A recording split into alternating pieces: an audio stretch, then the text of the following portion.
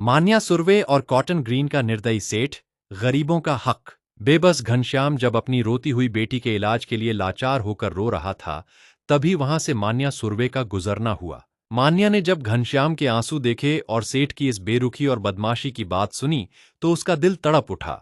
वहां मजदूरों की मजदूरी मारने वाले सेठ के सामने खड़ा होकर मान्या ने कड़क आवाज में कहा, इन बेचारों के खून पसीने का पैसा कहाँ है?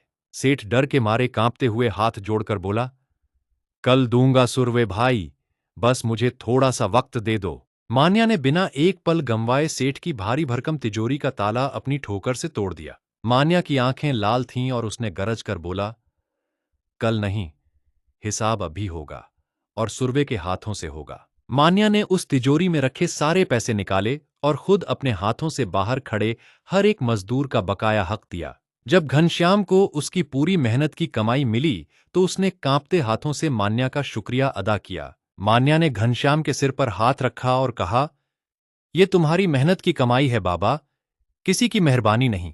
उस दिन कॉटन ग्रीन के सैकड़ों बेबस मजदूरों की आंखों में आंसू थे, पर इस बार वे आंसू लाचारी के नहीं बल्कि राहत के थे। मान्या सुर्वे कानून की नजर में भले ही एक नामी बागी था, पर उन गरीबों के लिए वह उनका सबसे बड़ा रखवाला बन चुका था। उसने उस सेठ को सख्त चेतावनी दी कि आइंदा अगर किसी मजदूर का हक मारा तो अंजाम बहुत बुरा होगा।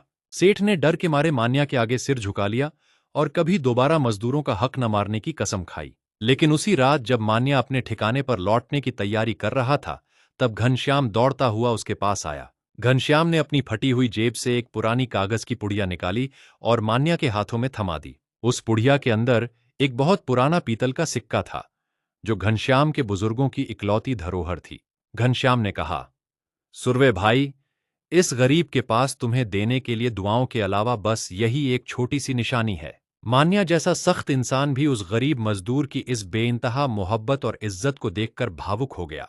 मान्या ने उस पीतल के सिक्के को संभालकर अपनी जेब में रख लिया और घनश्याम को गले से लगा लिया।